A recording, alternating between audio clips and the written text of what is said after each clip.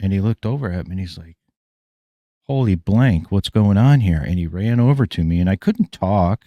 I could whisper. I didn't have any energy to wave my arms or do any of that stuff. And he got down on the ground. He's like, dude, what's wrong? And I whispered 911. Eric, how did you find Carnivore? Well, where do I begin? A video showed up in my newsfeed randomly, which you know how YouTube is. Sometimes some random algorithm just pulls up some video that. Well, anyways, this video came up and I saw a thumbnail, and it was a steak and butter gal, and she had a raw steak hanging out of her mouth. And so, without even really reading the title, I just clicked at it because I'm like, this is something you don't see every day, even for me. So I clicked on it, and I don't remember exactly which video it was, but she was just talking about the carnivore diet and eating butter and steak and eggs, and I'm like, what the hell is this? So I watched a bunch of more videos, and eventually I ended up finding you, Sean Baker, Anthony Chafee, Dr. Barry, Eric Westman. I mean, the list just goes on and on and on. Ken Carnivore, I think is his name. And just there's probably a good 20 or 30 that I came across. So I just started doing research because I consider myself a critical thinker by nature. Spiritually, I'm solid. We could probably go into that in some other video in the future if you want to have a chat about it. So already, I'm already open minded to begin with, and I've been suffering for years and years and years, basically the majority of my adult life. So I was interested in trying something. I've never done any diets before, by the way. I never even considered it, which really irritates me that I never even thought that I could potentially heal myself, not consciously. The body just does everything on by itself, it knows what to do. And so I dug so deep into this that I stopped streaming. I stopped gaming, which is what I normally do for a hobby. It keeps me at home, keeps me with the family. I'm around, you know what I mean? And oh, that rabbit hole. What a rabbit hole I went down. But I started connecting the dots with a lot of things that have gone wrong with me. I would say probably starting around my 30s. I noticed my health starting to decline. I ended up going to a doctor. I'm still not 100% convinced that I had high blood pressure, but he said I did because I went there complaining of at least getting a headache every day, which could have been any number of things. But he did check my blood pressure. He didn't check it right. Now I know how you're supposed to check it. But I was nervous. I was out of my mind on caffeine. You know what I mean? Because I just worked all day. It was hot outside. Like I said, I was nervous because I don't like doctors. I don't like hospitals. I don't want to be anywhere near those places. And I just said, well, he's a doctor. He's an older guy. He's established. He's nice. He's friendly. He seemed reasonable. And he's like, let's put you on this metropolo. We'll start you off at 25 milligrams. Let's see how the headaches go.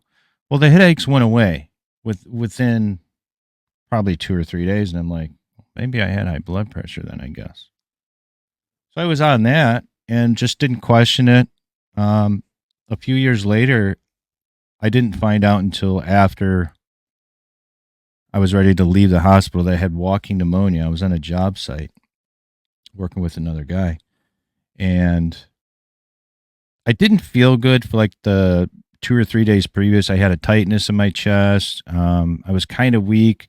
I couldn't lift my arms like up past level, like up above my head or anything like that. And I was having a little bit of a hard time breathing, which I'm sure smoking cigarettes didn't help any because I smoked a lot, drank a lot of caffeine, drank a lot of coffee. Obviously, I was eating garbage. I mean, nothing good. And it got so bad that night that we were on a job. This is like 3 o'clock in the morning because we had to do some night jobs. And he helped me get everything set up. He was inside doing some cleaning. I was running the truck. It was a turbo vac, just a super sucker. It's basically what they're called. I'm sitting in my truck and I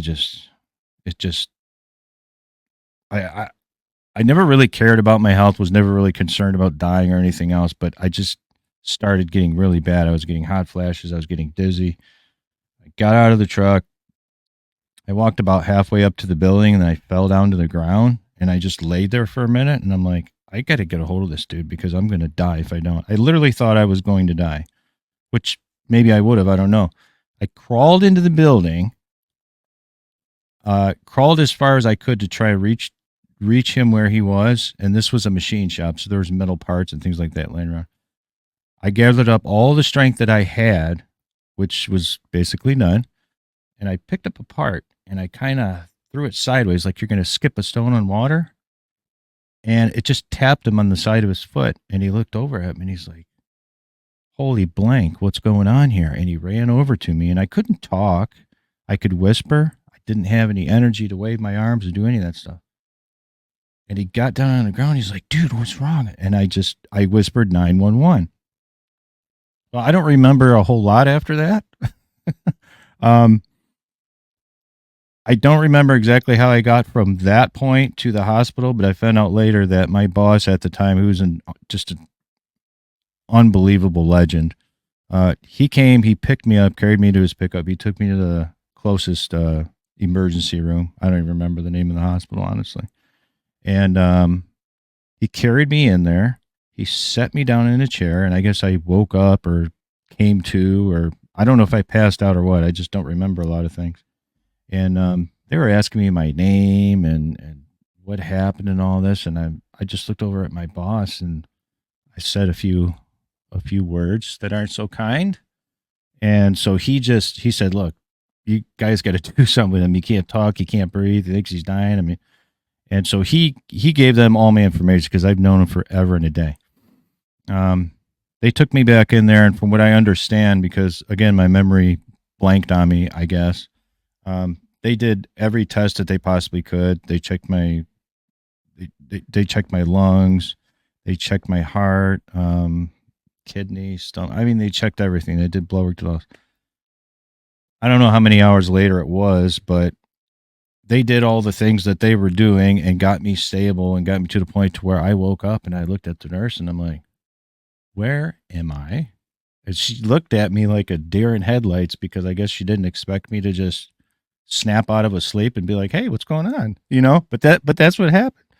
And she goes, hold that thought. She called a doctor, whoever the doctor was on duty in the ER there. And he comes into the room and he goes, hey, you're awake. And I'm like, yeah, can I go now? That's what I said. I'm like, hey, I'm ready to go, man. I feel pretty good. Let me get out of here. He goes, no. You got to calm down. You got walking pneumonia. We almost lost you. At least we thought we were gonna, not to scare you or anything. And my boss is sitting there in a chair looking at me like, this guy's nuts. I didn't know what happened. I didn't really know. And so that was probably the worst part of my health. And the reason I bring that up is because it's a key to how I ended up where I am today. I started having panic attacks after having that pneumonia, and I became extremely hyper focused and I guess hyper aware. I'm not sure if that's the right terminology to use, about every little ache and pain, any feeling that I had, whether it was mentally, physically, just I was super focused on it.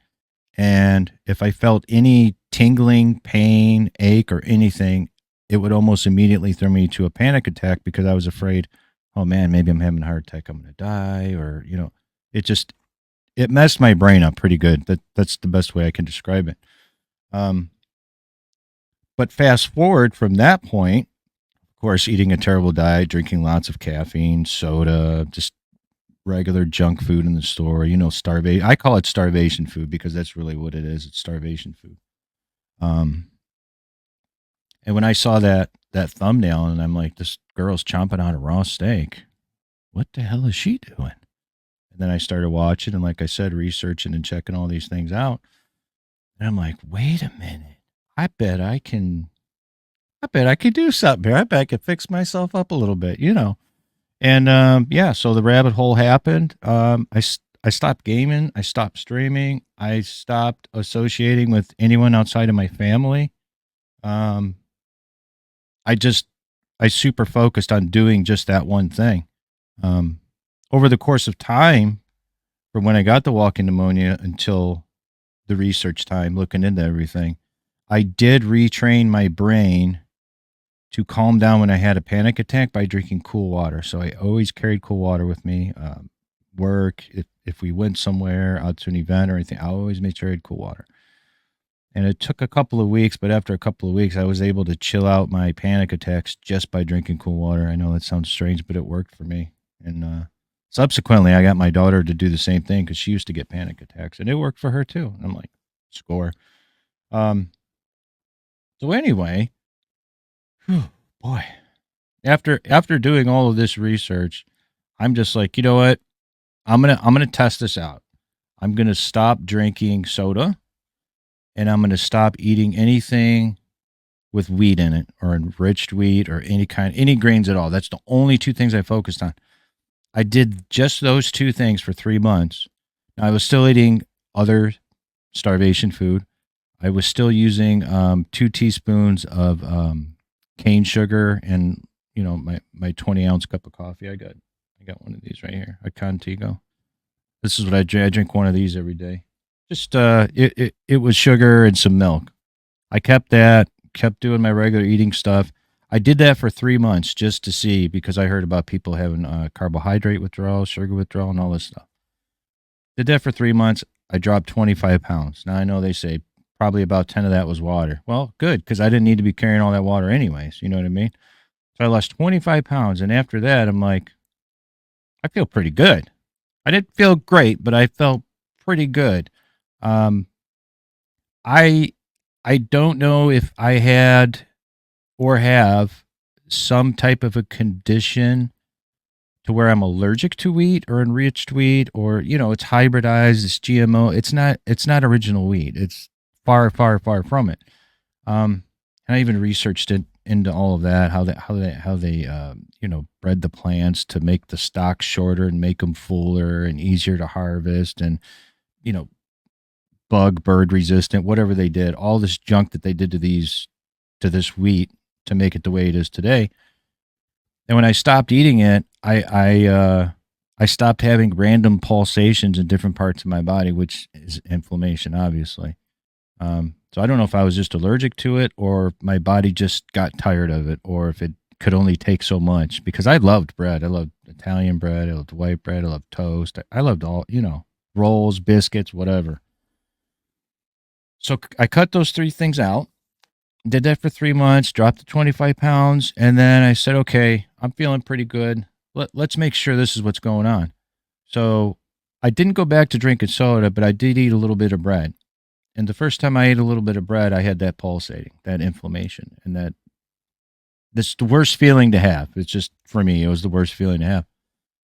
So I did that for about a week, and then after that week, I woke up.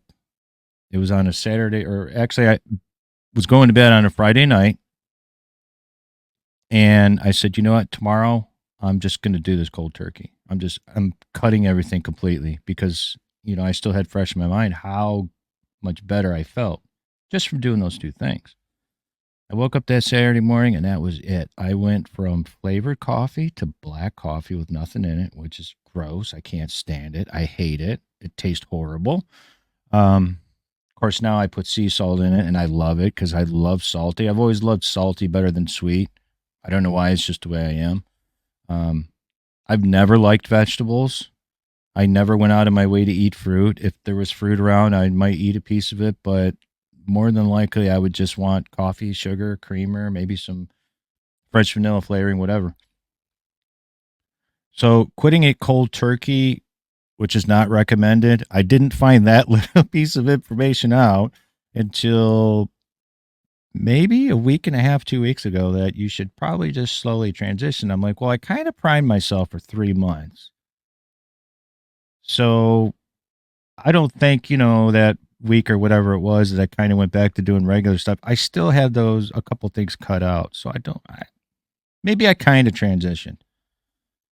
So once I cold turkey quit that day, what happened was I was good Saturday. I was good Sunday. But then when I went to work on Monday, I started having a minor ache in my head, just a little remnant of a headache in my head. It wasn't enough to where I needed to take anything or I couldn't do my job. It was just irritating me. That lasted for a day and a half, which I'm pretty sure now was sugar withdrawals. I'm guessing. I'm assuming that's what it was. I don't know. But after that day and a half, I haven't had a headache since. I'm on what? I made notes. I have to look at my notes. I'm on day 71. Today is day 71. I have not had a headache since. I got a list of 31 things. I sleep better. I have better energy, clear skin, also no oily skin. I'm a ginger, and I've always thought that gingers have dandruff, oily skin, oily hair, and we're pale by nature. That's I don't know why I thought that, but that's what I've always thought. I don't know if that's something I learned, just like eating bad food was okay. I don't know what happened there. But clearly that's not true. I'm less irritated mood wise, so things don't get to me as fast as they used to. Like if something goofy. I drive a truck for a living locally. I drive a roll off truck locally for a living here. People cut you off, and road rage. I used to be that guy, but after I just pay attention to these things as I was going along. I'm like, I better start keeping track of this. So I started keeping notes on my phone. Like, wait a minute, I didn't flip that guy off and try and chase him down and run him off. I didn't do any of that. I behaved myself. I just blew it off. Um, so that's good. Better focus.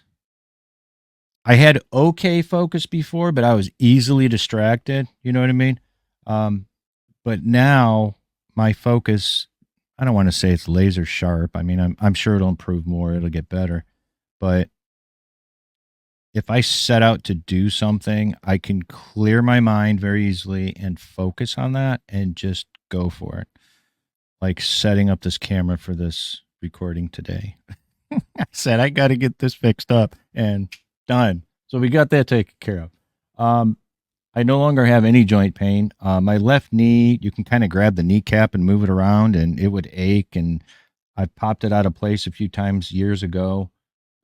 Twisted my left ankle, so I ended up having joint pain from that. That joint pain has completely disappeared, so I don't have that anymore. Where are we at? This is going to be one I don't really hear people saying, but I'm okay with saying it. After working all day and coming home, and you take off those hot leather work boots, you get a little sticky feet. You know what I'm saying? Nothing. My feet don't even sweat anymore. You know what I mean? Just normal wear and tear on the feet. So that's pretty awesome. I'm sure my wife is happy about that too. Um, I used to run away from the sunshine. I was always hiding from it because, again, I'm a ginger. I got freckles and all that, sunspots, whatever you want to call them.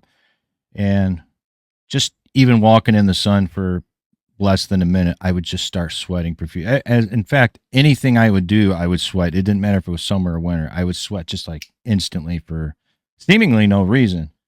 I don't do that anymore. And when the sun's out, I'm trying to get in it.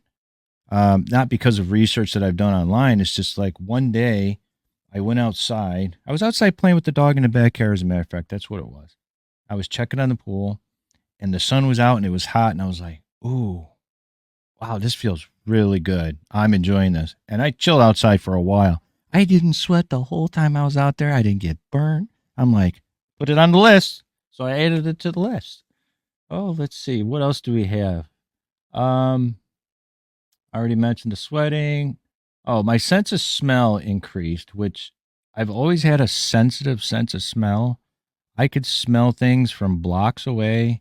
If a car passed on the highway, the other side of the highway, and they were, maybe indulging in some adult activities, I could smell it. You know what I mean? The smoke and all. I could smell that kind of stuff. And now it's even better, but at the same time, it's worse because, for an example, yesterday morning and this morning, me and my son would go DoorDash, and that's where you deliver food to people. You know what I mean? Stuff like that. And instead of smelling the food, I'll give you a great example. We picked up an order at Bob Evans, which is my all-time favorite restaurant. My son goes in, he gets the order, he comes out to the car, he gets in the car. All I smell is hot packaging, styrofoam, and plastic. I didn't smell any food. It was disgusting. I'm like, there's no way my nose is that sensitive, but it is. So I put it down in the notes. So things like that. That's kind of a maybe a curse, but maybe it's a blessing also because it's a really good deterrent. My body's like, dude, no, you don't want that stuff anymore. It's not your favorite anymore. Don't touch it. So I guess it's more of a blessing in that way. Um, Physically, I'm stronger, which this one's really surprised me. I was going to wait a full 90 days to try and stuff my body with as much beef, butter, bacon, and eggs, you know the saying, as I can to give my body, you know, at least a full 90 days to kind of get used to it and maybe start doing some healing and some other things before I go out there and start push, pull, lift heavy things, you know, do some sprinting, things like that. Part of that's a little laziness. I'm not going to lie, but at the same time, I'm like, I'm going to give it 90 days. When I hit that 90-day mark, I'm going. You know, I got a treadmill right here. If it's raining outside, I don't care. I could just go on the treadmill in here. I could, you know, we got a lot of stuff around here that I could pick up that's heavy, so I'd be good on that too. So that's coming pretty soon. I think, like I mentioned before, I don't have the pulsating in the various parts of my body because my inflammation's gone. I don't have any gas. I mentioned I don't have any headaches. Um, One thing that makes me think I may have potentially been pre-diabetic. I was never diagnosed because I hated doctors. I didn't want to go after that first time to get the blood pressure medicine. Um, if I drank a bottle of water, I would pee like 6 times afterwards, and I'm like, I the truck driving that I did for the company prior to this one, you could drive 400-600 miles in a day, and there's not always a bathroom, and I had to go all the time. It was really irritating. Now I'm probably drinking 3 or 4 times the amount of water that I was, which I wasn't drinking very much back then, but the little bit that I did, man, I was in the bathroom all the time. So I don't go to the bathroom that much anymore. Um, and I only drink when I'm thirsty. If my mouth's a little dry, I'm like, yeah, we'll have a little water. Otherwise, I don't even worry about it because everything's been going good.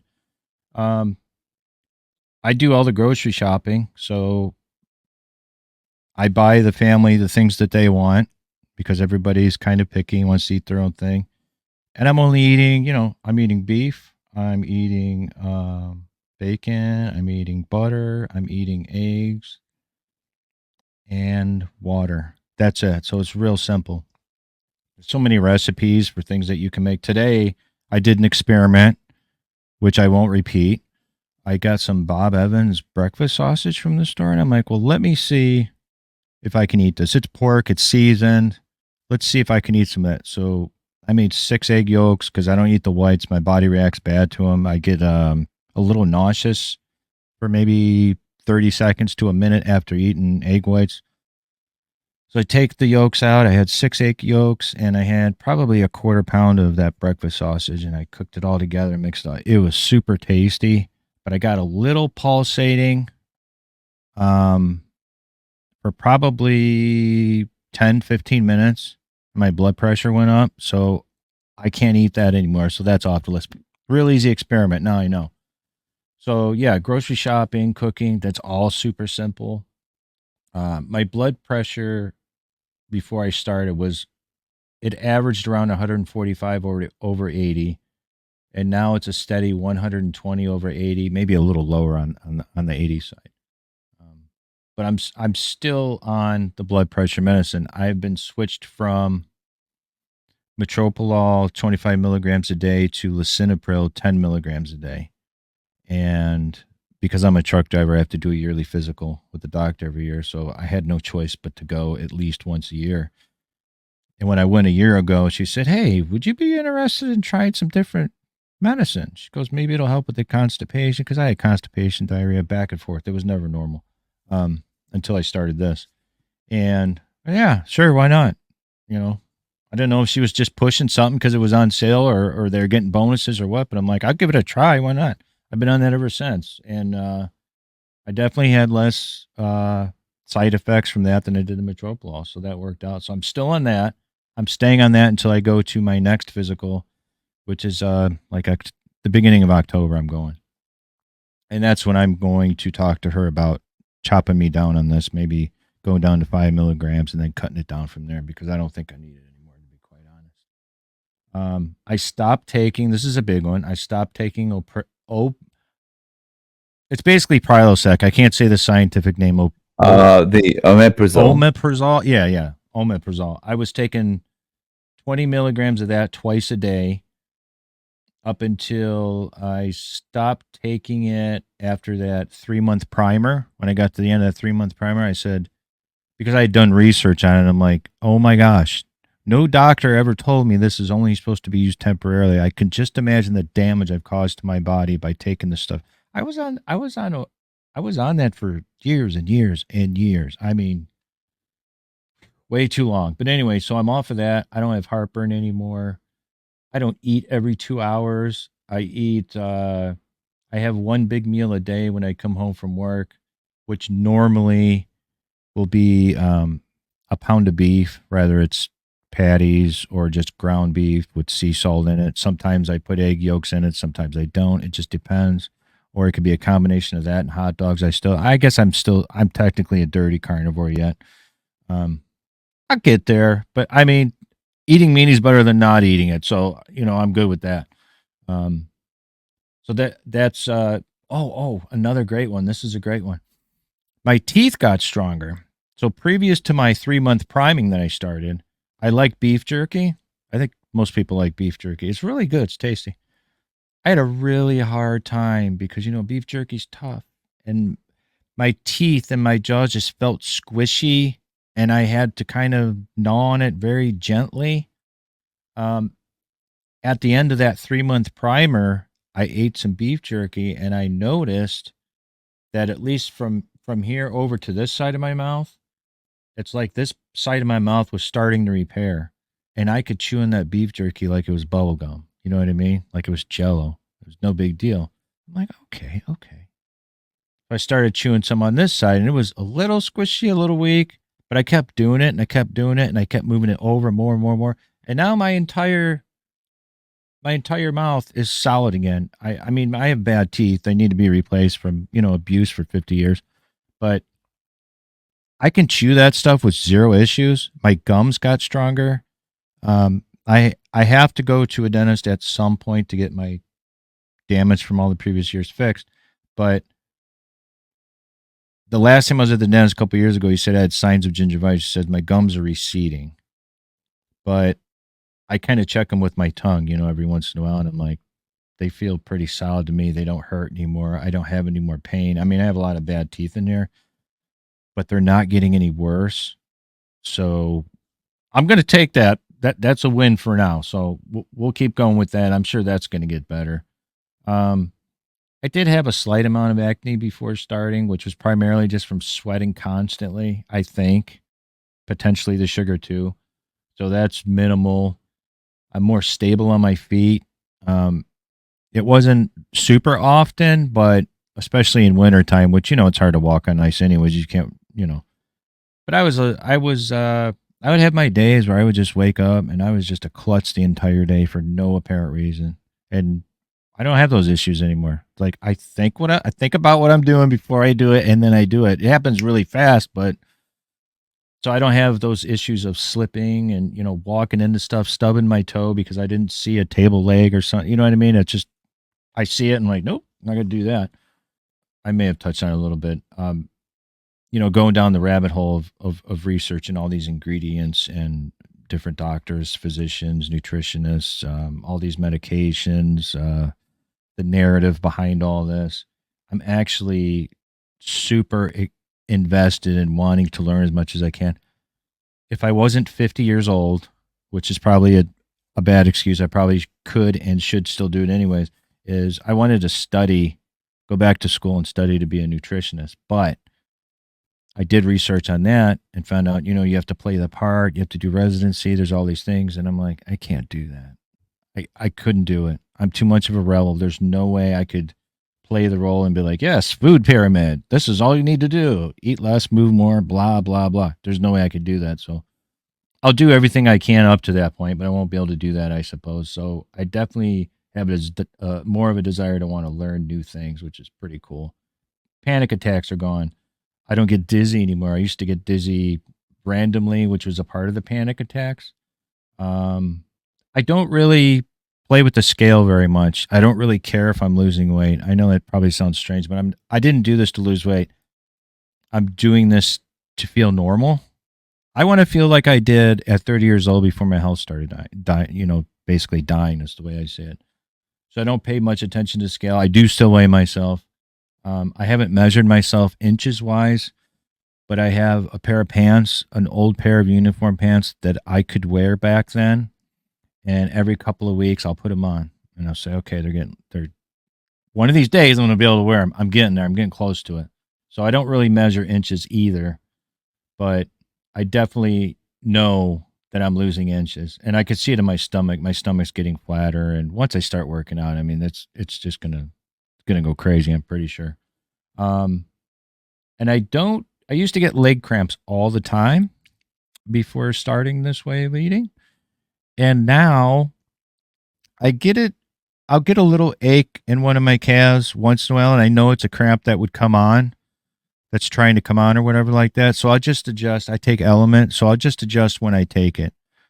So for now, at least, I'm taking it around 7 p.m. I usually go to bed by 8 p.m. because of work. I have to get up early, and then no cramps, and I'm good. So if I do that, I'm good for now till my body gets adjusted, at least, anyways. So when I started, which was the 3 month primer, I was 225 pounds.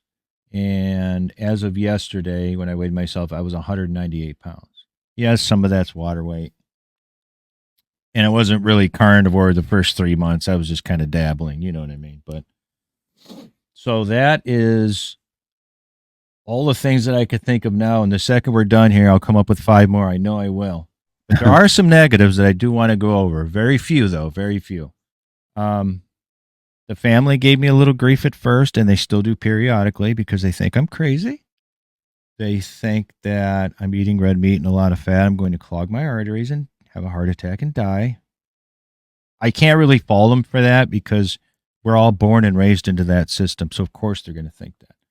I did get some grief from coworkers. Some of the, not big time grief, but every once in a while, um, they'll they'll come in and they'll cook us breakfast or they'll cook us dinner and stuff like that. They're like, "Hey, why don't you come get some?" I'm like, "Yeah, I'm only eating meat. What do you got? Any meat there? I'll eat some meat. If you got some of that, I'll have it." They're like, "What do you mean you're only? What are you doing? You know?" But once they understood what I was doing, they were on board and they're like, "Okay, okay, okay." They're like, "This guy's here. Give him a pile of meat." And so now all of that is fine. And like I said, the other negative that I had was I had that annoying kind of a headache for a day and a half when I started. Um, I still haven't sorted out why I potentially still have the runs here and there. I'm gonna guess it's probably the coffee. I probably have to get rid of the coffee, but I like my caffeine, so that's something I got to work on. But I'm thinking once I get out there and I get to exercise and then push, pull, and lift heavy things, that doesn't just tighten up your muscles; it tightens up your insides too. You know what I mean? So there might be some just out of shape inside things going on there too. I mean, 50 years of, you know what I mean, abusing myself. It's going to take a while, so I'm not expecting a miracle or anything like that. Even though I feel like I got at least 31 listed so far. But that was the long version of how I got to carnivore. And here I am now talking to you, which is absolutely awesome, by the way. Cheers. So, congratulations. In 71 days, that's an awesome list. Yeah, it is. I'm surprised. Yeah. So, could I just check one thing about you? You mentioned something you were eating. You said like you probably have ground beef in the evening with sea salt, maybe some eggs. Are you only eating once a day? Oh, geez, I forgot. See, I got sidetracked slightly. So during the day when I'm working, I'll have my 20-ounce black coffee with sea salt in it. Okay, and then usually around 9, 10 o'clock, I get hungry. Oh, I should have added that to the list. Having actual hunger pains. I haven't had those since I was 30. I sorry, I forgot to mention that. I'll put it on the list later. Um, and why I say I'm eating dirty carnivores because I've settled on clean provolone, the cleanest provolone that I can find, which is pretty good. There's almost nothing in it, but what should be in it. And then the salami, it's dirty salami. It's got some stuff in it, but it doesn't have sugar or anything in it. So I will take 6, 8. They're thick cut slice. I'll eat like 6 or 8. I'll wrap it in a piece of provolone and I'll eat it like a little half a sandwich. I'll do that 2 or 3 times while I'm working. It depends on how hot it is, how much activity I'm doing. I might get more hungry, so I'll slam a couple of those down. Lots of water, um, and that's it. And then in the afternoon, it'll be a concoction of a pound of beef. No matter how I make it, it could be hamburgers, it could be just ground beef with some sea salt in it. Um, I got a hold of some Parmigiano Reggiano, which is legit, real cheese imported from Italy. It's even got the stamp on the side of on the side of the wheel. You could see it. And I grate that at home into the. Oh man, it's so good. I just ate, and I'm hungry in my mind, but yeah. So I'm kind of mini grazing right now during the day, and I want to get to a point to where I'm just having that one meal when I get home, and I'm not thinking about food or anything all day. That's the goal. If that's not how it works out, that's okay because I do like to eat and I do like red meat. I always have. So if I can knock that and make that like 2 actual meals, that's fine. The reason I do a mini graze like that during the day, though, which I'm glad you asked me about that, is because I'm not used to having that full feeling. Um, because when I was on a standard Western diet, I'm eating every 2 hours. I thought I was full, but that's not the feeling I was getting. I was just tired of eating what I was eating. My body was like, okay, dude, give it a break.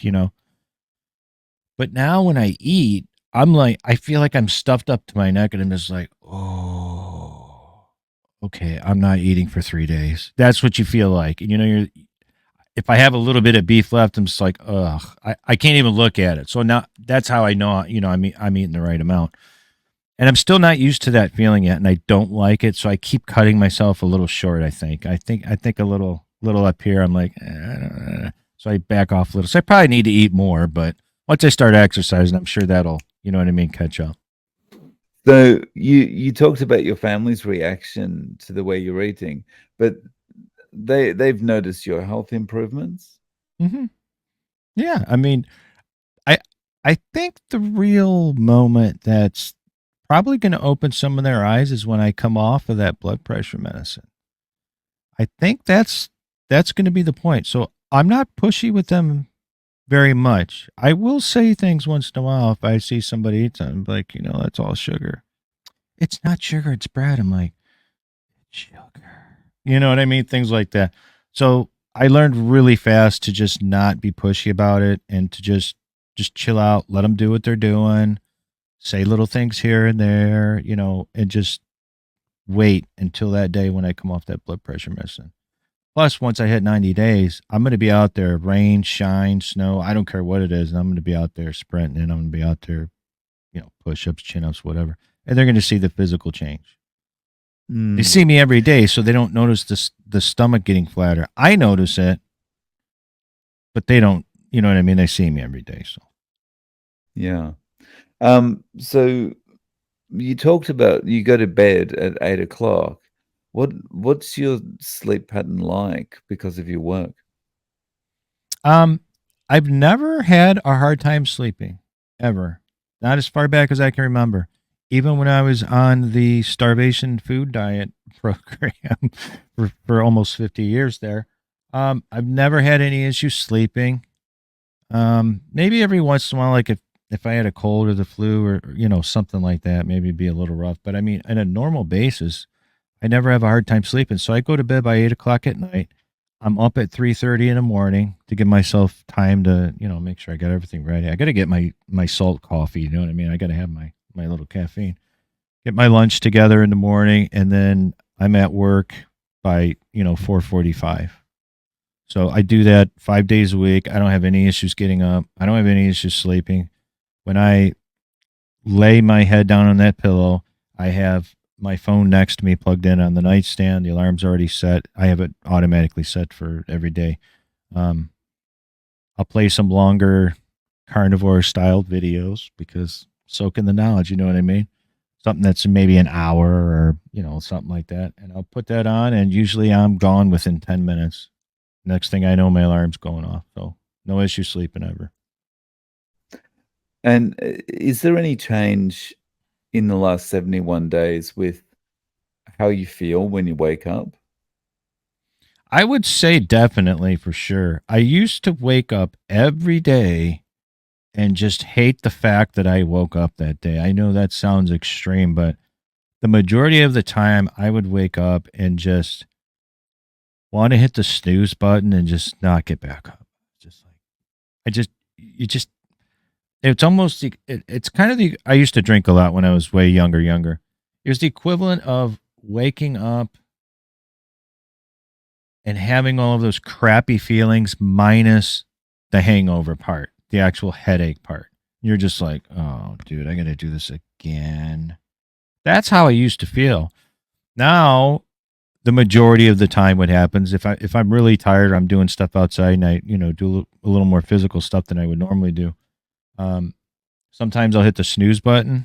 And I'll be like, a couple more minutes. And then when it goes off, I'm up. Or what happens the majority of the time is I wake up about 10 minutes, 15 minutes before my alarm even goes off. That's the norm for what usually happens. And I'm just like, I just get up and start doing my stuff. And then I'm looking at the clock going, I don't want to leave this early. I'm going to just sit here and play on my phone a little bit. So yeah, sleep is great. Getting up is not really an issue, which is awesome because I hated getting up before. Now I don't mind. I want to get up and I want to get going. Has anyone around you expressed any interest at all in how do I do this, or I should give this a try? I actually I've been pushing my son a little bit. I call him Junior. So we talk in the future. I'll say Junior. You automatically know who I'm talking about. It's just and he's definitely shows interest. He's on a lot of various medications for various things that he shouldn't be on. He's only 21 years old. You know what I mean? And he has a lot of the health problems that people our age have. You know what I mean? From a lifetime of abuse. He's only 21 and I'm not going to dox the guy, you know what I mean? But yeah, so he shows interest. I'm actually going to take him grocery shopping next weekend when he gets his money to go grocery shopping. And I don't know as much about the specific ketogenic diet. I only know what I'm doing and know it fairly well so far. So I have a bunch of research to do on that, but I'm going to try and steer him towards that because he does like to have, he likes peanuts, he likes to have a little lettuce, certain things, so I'm going to try and steer him that way and see how he does. I have managed to get him to basically consume zero sweeteners of any kind, but the problem is, and I'm working on this still in the background, is he's type 2 diabetic. So when he doesn't eat sugar, his sugar can drop dangerously low, and therefore he has to eat sugar to bring it back up. And I'm like, this isn't going to work like this.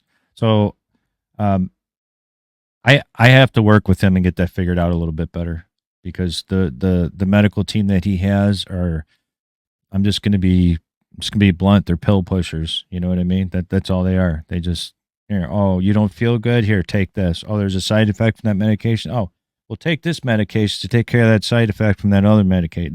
That's the kind of people he's dealing with. So that's going to be a longer road, but I'm hopeful. Yeah. We'll get him squared away. And my one daughter loves steak. She goes, Dad, I'll tell you what. You feed me a steak every day, I'm on it because she loves steak. She could eat steak 24/7. I don't know, but I can't afford to buy her steak every day and cook it every day. I work 12 hours, and but uh, that's pretty much it, though. Yeah, everyone Yeah. else thinks I'm nuts, and that's okay. I don't mind. It's okay. I'm cool with it. Yeah. I find people thinking you're a bit crazy or out of your mind. It's almost like a badge of honor. It's like I'm quite happy. Think of me what you like. Yeah, they think I'm a rebel, and I'm like, okay, I'm living up to the way I've always been because I've never cared what anyone thought of me at all, and I still don't. So I'm just like, all right, cool, yay. Yeah. So just back on the medications as you were mentioning in relation to your son with the type 2 diabetes and stuff like Mhm. that. I think one of the things that you find doing something like carnivore or even being on a keto diet is it kind of opens your mind to being able to question medication and say, well, I don't think this is the only way of fixing things. Maybe we can heal ourselves with the way we eat or what we do every day or that kind of thing. um Absolutely. yeah, it's it's been a real eye opener for me in that regard. It's amazing what the human body is capable of. And I've been diving super deep into all this stuff, just picking a subject for every couple hours and then rotate every single day and just keep going back in. And I remember when I found out that the majority of quote unquote disorders and diseases are metabolic, not genetic. And I'm like, ooh, these, insert swear word here. These people are really just, man, we could have a deep dive conversation on that one someday if you'd like to. I have a whole I have a whole entire theory about all of this. It's not good. It's all bad. It's at the heart of it. It's all evil. Um, you could look at it as greed, people making money, sure, but that's still evil anyway. So, I mean, either way you look at it, keep us sick, keep us alive as long as possible. You know, don't have us be healthy because if we're healthy, they're not making money. You know what I mean? That's what it comes down Yeah, to. it does boil down to that, right? It sure does. Yeah, 100%. Yeah. So, if someone asked you, "How do I get started with carnivore?" What advice would you give them? I have one guy who I throw little tidbits of information at. But if someone were to ask me seriously, say, "Hey, I wanna give this a shot, man. What do you think? What should I do?" Um, I'm assuming it would be someone I know, so I'd have some idea of their habits or whatever like that. You know what I mean? Like one person that I know, he likes to drink beer on the weekends. I'm like, well, let's try cutting back on a little bit of that beer, maybe, or something like that. But just in generally speaking, I would encourage people to do, a 3 month priming. Whatever are the two hardest things that you think you couldn't possibly live without, cut one of those, which is probably going to be sugar, actual sugar. Cut that down to a bare minimum. Do it for 3 months. Don't eat anything with wheat in it or enriched wheat. Just those two things alone. Do that for a few months and you're going to be like, whoa. Because that's going to work for everyone. Regardless, that's going to help everybody. You know what I mean? It would help a dog or a cat for crying out loud. You know what I mean? They have a lot of disease. They have epilepsy. They have seizures. These dogs have all these same problems. Well, gee, I wonder why. You know what I mean? The same stuff's being given to them. So that's what I would tell somebody. I would say just cut down on your sugar as much as you can. Stay away from enriched wheat. Try that, try it for a month, 2 months, 3 months. See how you feel. You're going to feel better, guaranteed. Y Yeah, and the thing is when they start to feel better, then they're gonna want more of that, right? So they're gonna get Yeah. further and further towards carnivore. Yeah, and they'll start at they would I would imagine they would start asking me more questions and be like, "Wait, this guy told me to do this, and now I feel amazing. Hold on, what else you got? Okay, I'll give you the next step. Okay, anything with seed oils in it, stop eating that. You know, that basically eliminates probably 99% of the center of a grocery store, I think, and the aisles at the cash registers, and probably half of the edge of the store too. Where all the coffee flavorings and margarine and all that other junk is. Yeah, sure. Yeah, that's really good advice. Really nice advice. So Eric, how can people get in touch with you? Do you have any social media or YouTube channel or anything like that? So I have at PhD Predator for my YouTube channel. It's an old YouTube channel that I made like way back in 2015. I made it as a spare channel off of my main channel, which has nothing to do with this stuff. That's just gaming and me being silly and having a good time. But yeah, so the PhD Predator at PhD Predator on YouTube. Um, all these years I've had that channel. I'm like, I'm going to do something with it one day, and I don't know what. And then when this all started, I'm like, aha, now I know. All I have on there right now is a little quick intro video, but I'm going to be putting a lot of stuff on there. You know what I mean? I mean, I'm only, 71 days in, but I got a long way to go because I'm not quitting until I'm dead. So a lot of videos to come, hopefully. So that's pretty much it for now. Nice. Well, I'll link to that below. Okay. Appreciate it. Thank you so much for coming on, and I'd love to have you back on at some point and maybe dive a little bit deeper into the discussion around the medications and the corruption, all that kind of thing too. Oh yeah, I'd love to do an update with you when I get off that blood pressure medicine. Ooh, I can't wait. That's Mm. gonna be great, man. Yeah, yeah, nice. So thanks so much for your time today, Eric. Really appreciate you coming on. I appreciate the offer to come on, and I thank you, and hopefully we'll talk again soon.